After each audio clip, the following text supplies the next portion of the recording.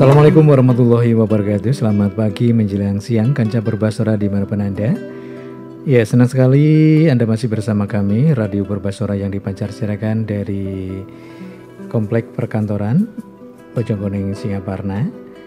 Dan untuk kesempatan kali ini kita kembali jumpa di acara Talkshow Kesehatan atau Bincang-Bincang Kesehatan. Dan untuk edisi kali ini Rabu 17 Januari 2024, narasumber kami dari RSUD SMC, dan telah hadir kedua narasumber kami, yakni yang pertama adalah Ibu Desi Sulastri, Sarjana Gizi ya. Beliau adalah ahli gizi RSUD SMC Kabupaten Tasikmalaya, bersama Ibu Ai Lastri Lestari, AMD Gizi. Beliau juga ahli gizi RSUD SMC Kabupaten Tasikmalaya. Dan topik yang akan disampaikan kali ini adalah makanan pendamping ASI berkualitas untuk generasi emas. Ini dikaitkan dengan Hari Gizi Nasional tahun 2024.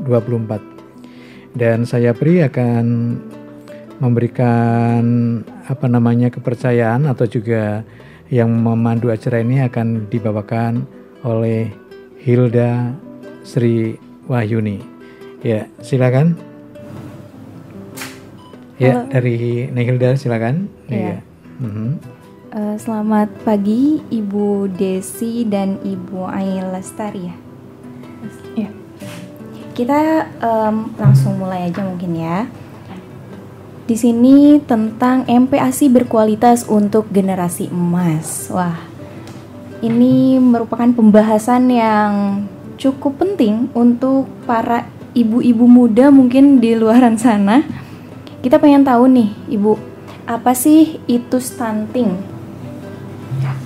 Sesuai dengan tema Hari Gizi Nasional tahun ini masih seputar stunting ya, untuk mencegah stunting.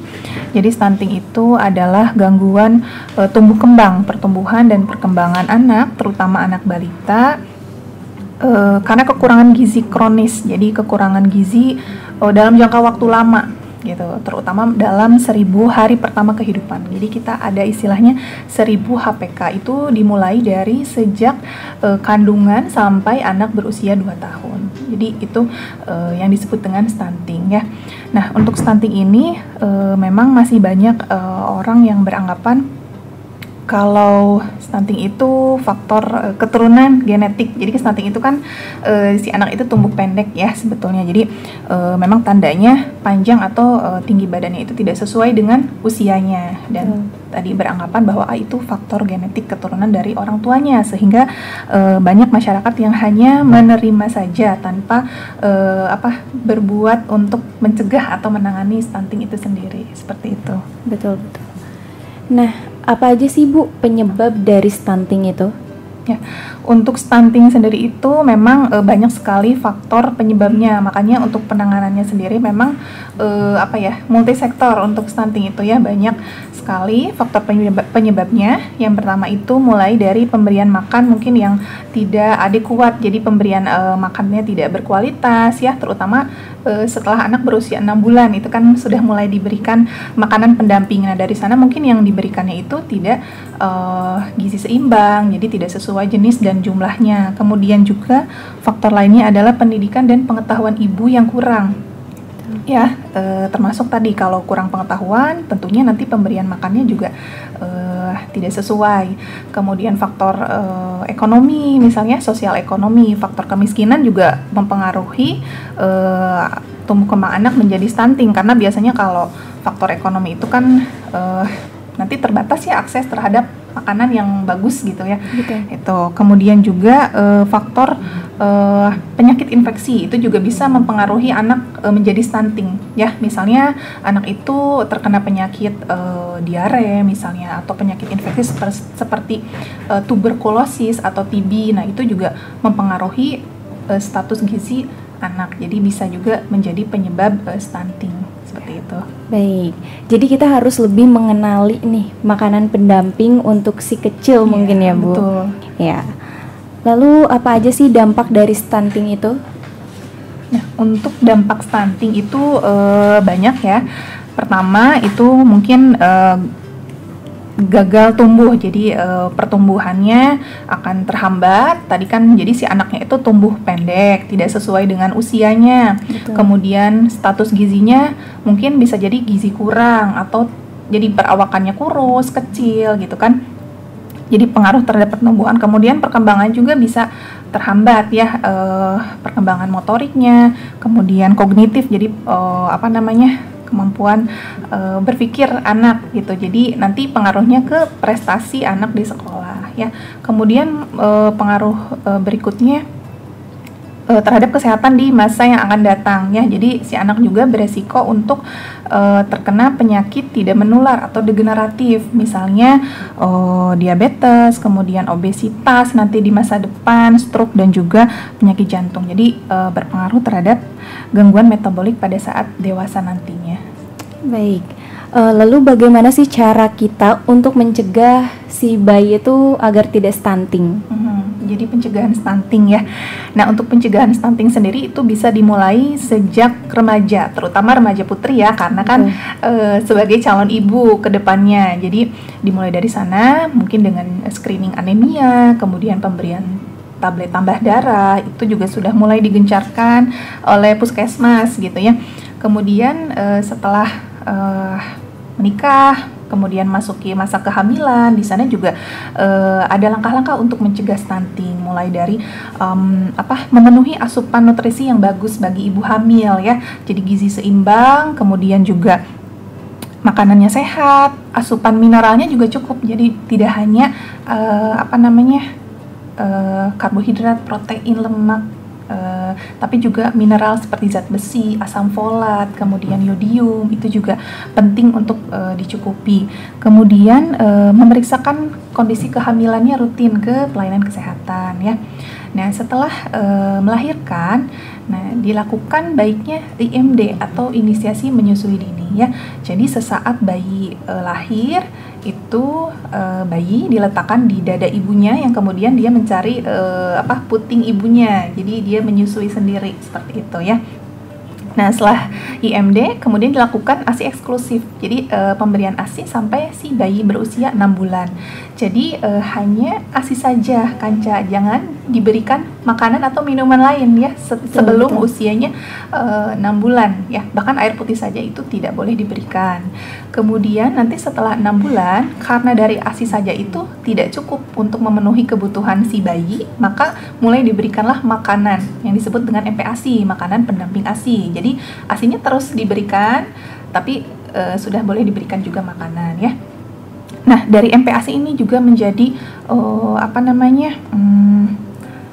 titik awal dari pemberian makanan yang baik dari sana gitu. Jadi MPASI yang diberikan itu harus bagus dari mulai jumlahnya, kemudian jenisnya terutama ya. Untuk sekarang memang disarankan untuk MPASI itu lebih diperkaya dengan protein hewani ya, karena itu tadi salah satu mencegah untuk stunting adalah pemberian protein hewani ya kepada anak. Jadi lebih banyak porsinya seperti itu ya.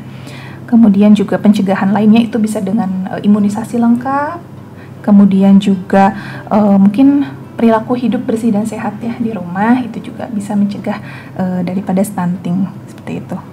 Baik, tadi udah ada yang dibahas nih tentang MPASI.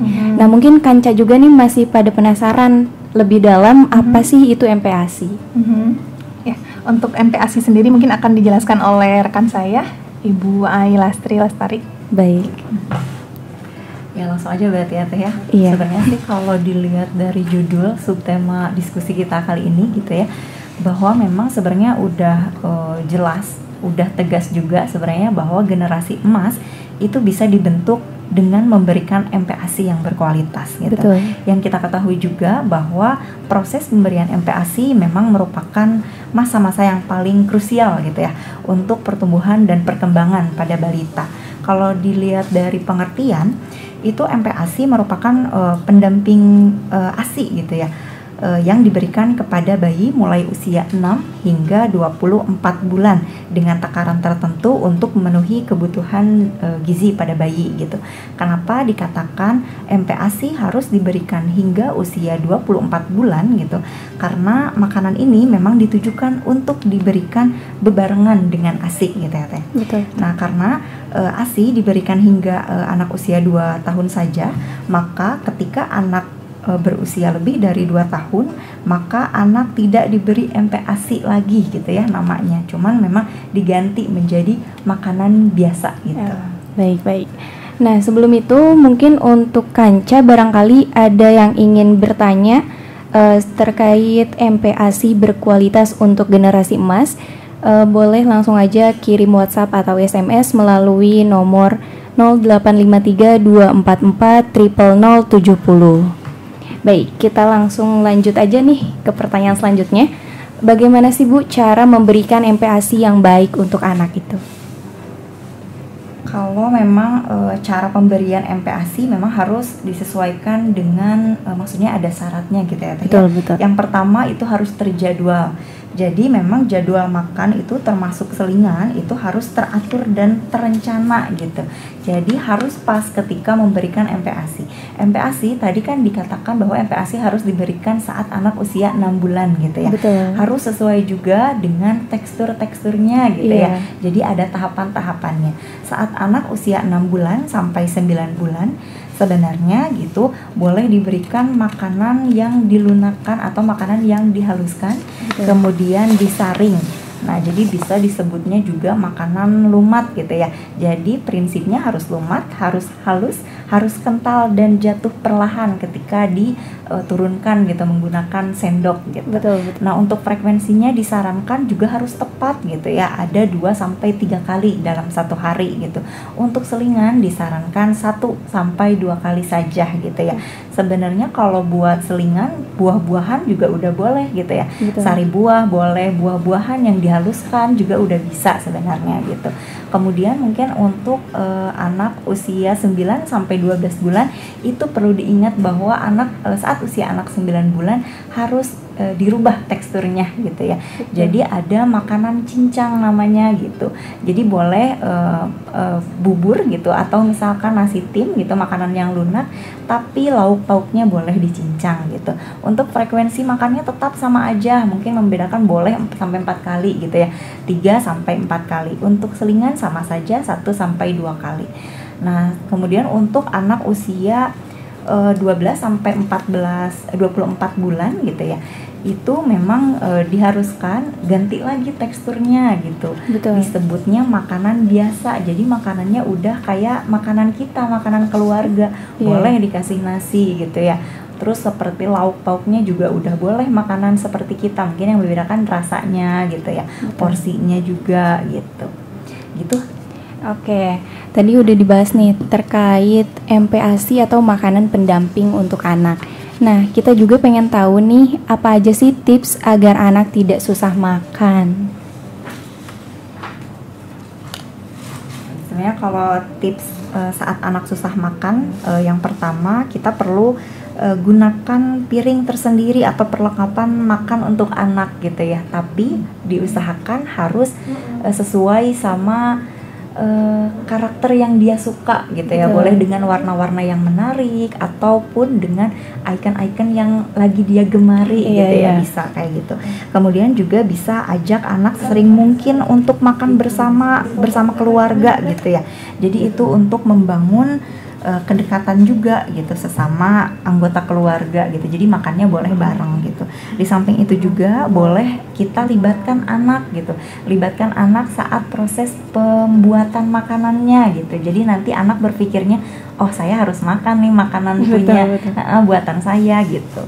Terus di samping itu juga kita bisa menghindari untuk memberikan anak terlalu banyak minum saat makan, karena kan biasanya kalau sudah terlalu banyak minum nantinya kenyang ya. Iya betul. Gitu. Jadi kenyang, jadi disarankan tidak terlalu banyak memberikan minum gitu. Betul.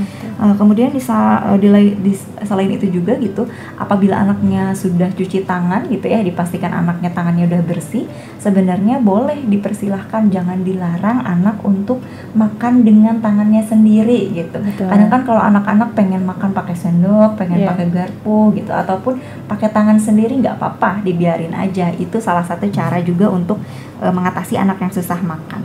Kalaupun misalkan nanti gitu ya, Kanca Purbasora memang masih kebingungan gitu ya, kebingungan mengatasi anak yang sulit makan, nanti kalau misalkan yang tadi tips-tipsnya kurang berhasil gitu, boleh nanti datang konsultasi ya ke RSUD SMC, ke ahli gizinya, nanti boleh ditanyain gitu ya, perihal tips untuk anak agar susah makan ya gitu.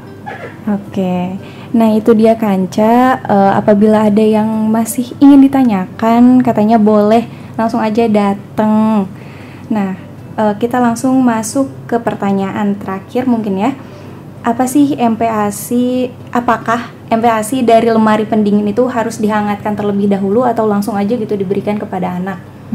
Sebenarnya kan kalau MPASI itu kan sebenarnya boleh ya disajikan 2 hari gitu ya. Betul. Ataupun misalkan untuk 1 hari kita bikinnya satu hari gitu ya, karena kan banyak juga mungkin Kanca semua yang ibu-ibunya pekerja gitu. Betul, ya. betul.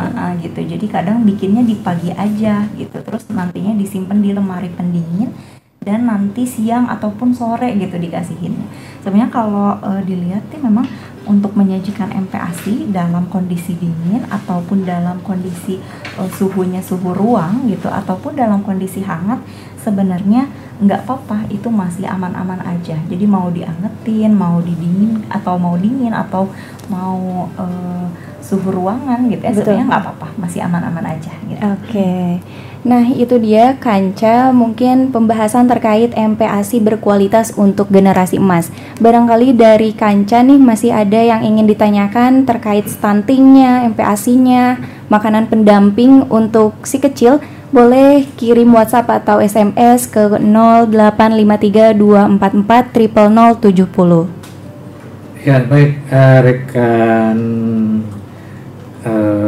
Hilda, untuk sementara kita kasih lagu terlebih dahulu sambil juga menanti pertanyaan dari Kanca Purbasora yang berada di rumah.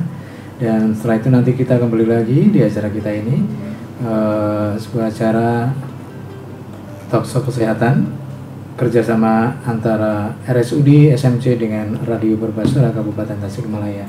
Dan kita simak dulu lagu berikut ini. Baik, Kanca masih bersama 105,7 Bas FM Radio Purbasora yang dipancarsiarkan dari Komplek Perkantoran GEPU Singaparna. Dan pada kesempatan talkshow kali ini yakni Ruang Keluarga bersama narasumber dari RSUD SMC dengan narasumber yakni Ibu Desi Sulastri Sarjana Gizi. Beliau adalah ahli gizi RSUD SMC Kabupaten Tasikmalaya, dengan Ibu Ai Lastri Lestari AMD Gizi. Beliau juga ahli gizi RSUD SMC Kabupaten Tasikmalaya dan juga dipandu sama Neng Hilda Sri Wahyuni. Dan pokok bahasan untuk kali ini MPASI berkualitas generasi emas. Ya. Dan seperti yang dijanjikan tadi, Anda bisa bertanya langsung dengan narasumber kami melalui WhatsApp, dan ini sudah ada yang masuk. Ya, ini pertanyaannya dari siapa nih? Assalamualaikum. Waalaikumsalam. Aku Soleh dari Singaparna. Mau bertanya, ada bayi yang air susu ibunya tidak keluar lalu dikasih air gula merah atau madu. Apa tidak berbahaya? Terima kasih. Ya, silakan. Ya, baik. Sebetulnya itu tidak boleh diberikan, ya Pak.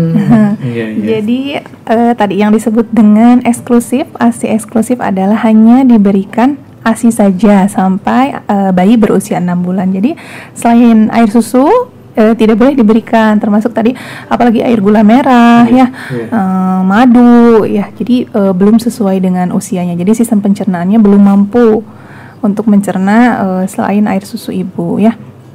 Kalau tidak keluar itu biasanya memang dirangsang untuk bisa keluar terus air susu ibu gitu ya, dengan cara terus menetek gitu si bayinya sampai air susunya itu keluar dan deras. Memang di awal-awal bayi lahir memang air susu ibu itu biasanya belum banyak keluar, tapi kalau terus diberikan dan dirangsang oleh bayi itu biasanya akan keluar dan akan banyak seiring waktu gitu. Jadi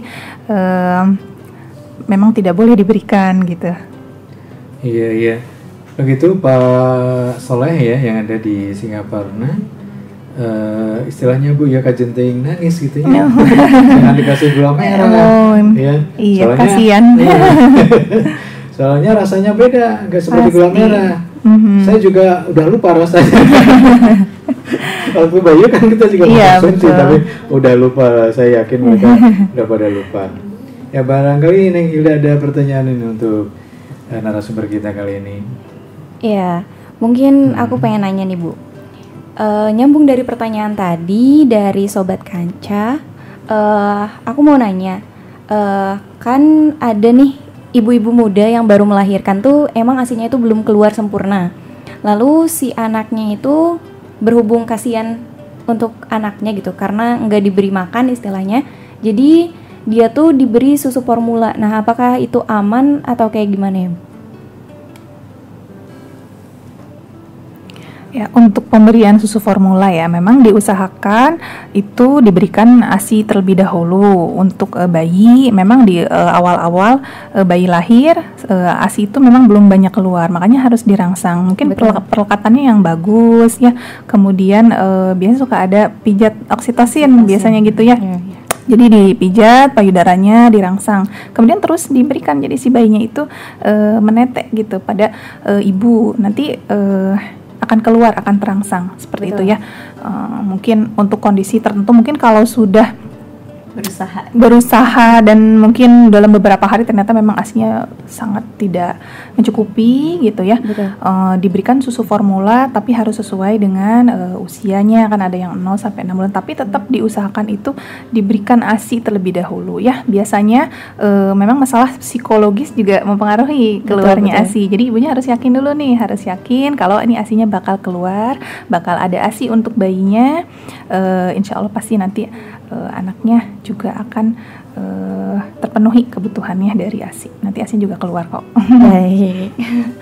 Aku ada satu pertanyaan lagi nih buat Ibu Desi atau Ibu Ai Lestari. Aku pengen tahu bahan-bahan atau komposisi MPASI seperti apa yang harus diberikan kepada bayi untuk mencegah stunting. Karena tadi kan udah dibahas tentang stunting dan makanan pendamping untuk si bayi. Sebenarnya kalau untuk komposisi gitu ya, untuk komposisi MPASI itu harus mengandung sumber energi gitu ya. Ada dari karbohidrat gitu. Karbohidrat bisa contohnya boleh dari nasi, boleh dari ubi, boleh dari kentang, boleh dari jagung. Sebenarnya semua jenis juga boleh dicoba diberikan gitu. Selain daripada itu juga memang harus ada proteinnya gitu ya.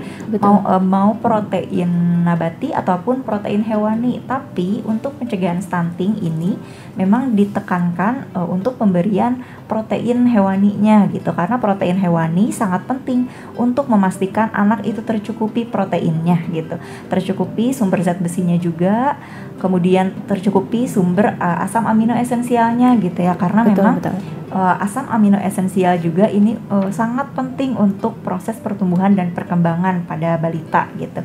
Harus kita hindari juga bahwa MPASI atau menu MPASI dengan hanya menggunakan bahan nabati saja gitu ya Teh. Karena memang ini tidak mampu mencukupi kebutuhan nutrisi pada bayi gitu. Selain daripada itu, selain daripada energi dan protein, lemak juga sebenarnya perlu untuk bayi atau balita gitu ya. Konsumsi lemak pada bayi dan dewasa sebenarnya agak berbeda ya Teh ya. Betul. Gitu. Kalau misalkan di dewasa, lemak itu mungkin harus ada, maksudnya kita orang dewasa gitu ya harus mampu menghindari beberapa lemak tertentu gitu ya. Cuman kalau untuk bayi ini mutlak harus kita pertimbangkan gitu, karena lemak itu tujuannya ternyata banyak gitu ya. Betul. Untuk yang pertama itu bisa meningkatkan sumber kalori dari asupan nutrisi pada bayi gitu. Perlu kita ketahui juga bahwa dalam 1 gram karbohidrat itu ternyata ada kurang lebih 4 kilokalori gitu ya. Untuk 1 gram protein ternyata ada kurang lebih 4 gram atau 4 kilokalori gitu. Sedangkan dalam 1 gram lemak gitu kurang lebih mengandung 9 kilokalori. Jadi bisa dilihat bahwa lemak itu lebih tinggi menyumbang kalori daripada protein dan karbohidrat gitu. Selain itu juga ternyata lemak itu sangat penting gitu ya, sangat penting untuk proses pertumbuhan dan perkembangan otak gitu. Karena memang itu kan masa-masa tadi ya 1000 hari pertama kehidupan gitu ya. Jadi memang lemak juga perlu. Kalau lemak biasanya bisa dari santan gitu ya, bisa dari mentega, sebenarnya boleh juga gitu. Nah kemudian selain dari energi, protein, lemak juga harus ada vitamin dan mineralnya atau mikronutrients, atau bisa juga kita dapati dari buah dan sayur gitu ya. Sebenarnya semua jenis buah boleh dikenalin ke anak-anak gitu ya. Sayuran juga sebenarnya semuanya juga boleh, asal mungkin jangan pete, jengkol kayak gitu ya berarti ya. Betul. Tapi kalau misalkan kayak sayuran bayam, wortel, sebenarnya kayak gitu itu boleh, sangat bagus gitu. Jadi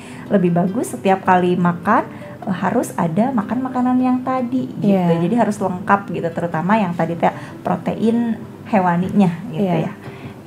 Ya baik, Hilda, sekarang ada pertanyaan lagi dari Kanza Perbasora.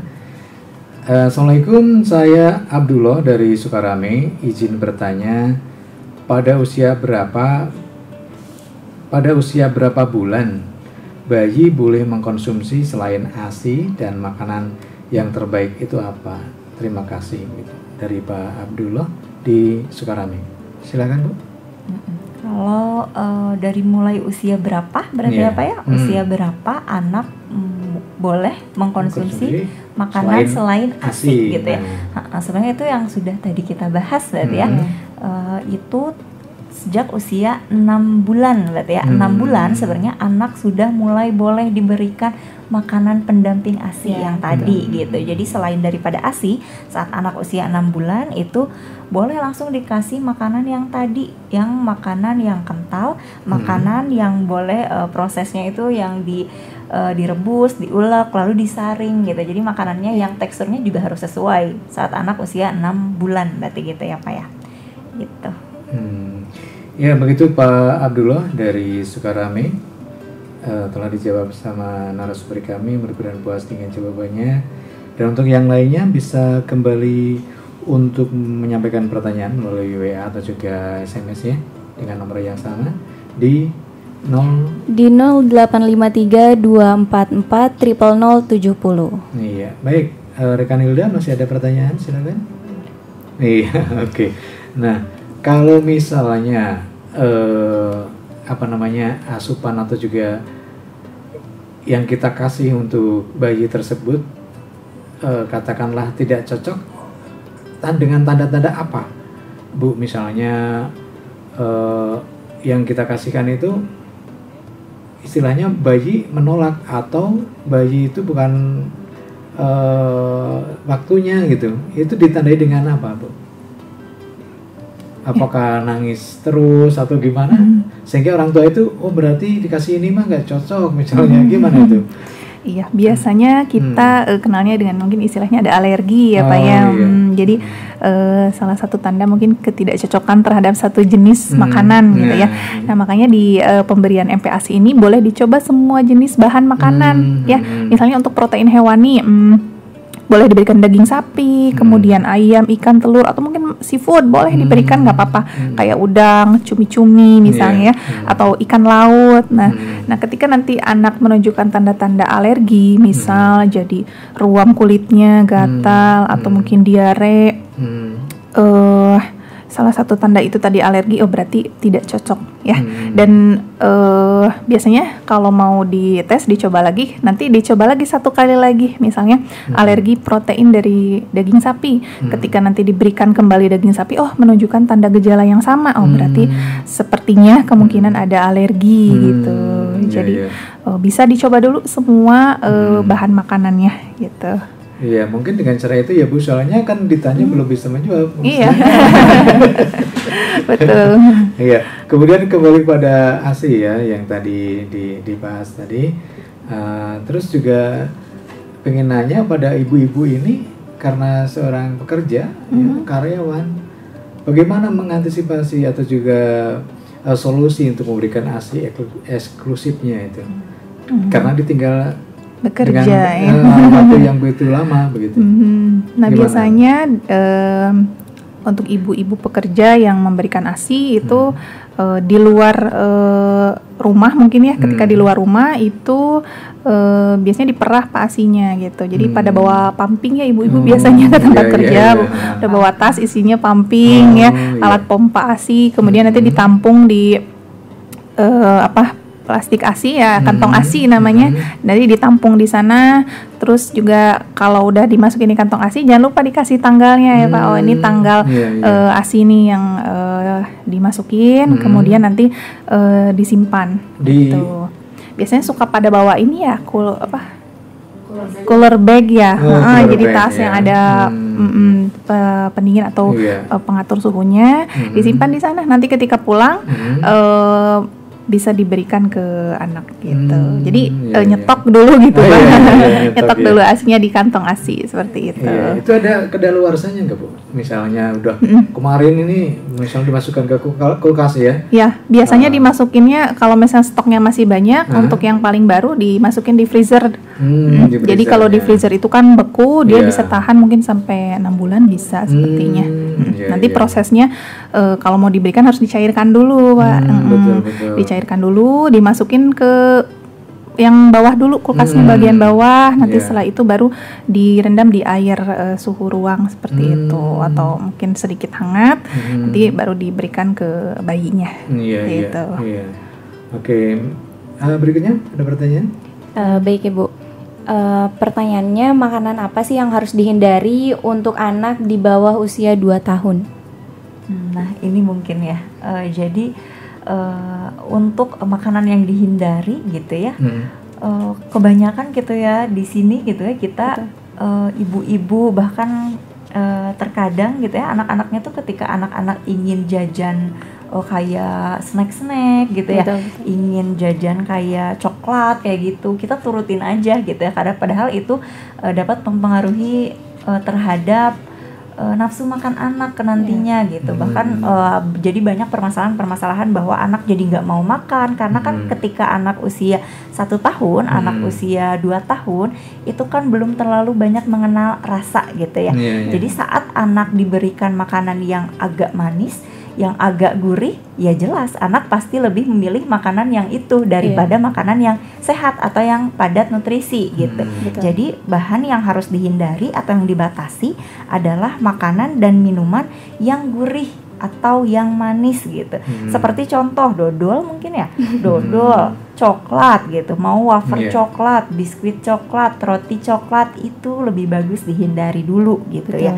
Kemudian bisa permen, biasanya kalau anak-anak minta Yupi gitu ya, minta Yupi, minta permen, minta lollipop gitu, sampai kejer-kejer tuh anak gitu ya, gitu. Jadi lebih baik itu dihindari dulu gitu, kayak gitu. Kemudian mungkin yang harus dihindari juga makanan-makanan siap saji kayak mie instan gitu. Ibunya makan mie instan, anaknya juga pengen ikutan makan mie instan gitu ya. Jadi sebaiknya itu dihindari dulu, mie instan, nugget, atau bahkan makanan kayak sosis ya, sosis juga sama siap saji, atau fried chicken, biasanya anak makannya kriuk-kriuk. Gitu. Jadi itu lebih bagus dihindari dulu gitu. Ini pertanyaan dari Kanca. Assalamualaikum, waalaikumsalam. Saya Khairuman dari Tasik ingin bertanya, cemilan atau snack yang boleh dan yang dilarang untuk bayi, atur nuhun. Yang boleh ya, yang boleh dan yang dilarang. Barusan Ini yang dilarang ya. Dilarang sekali. Kalau yang dilarang barusan ya, berarti ya, udah gitu. Tapi kalau yang dibolehkan sebenarnya memang dianjurkan cemilan-cemilannya olahan kita sendiri gitu ya.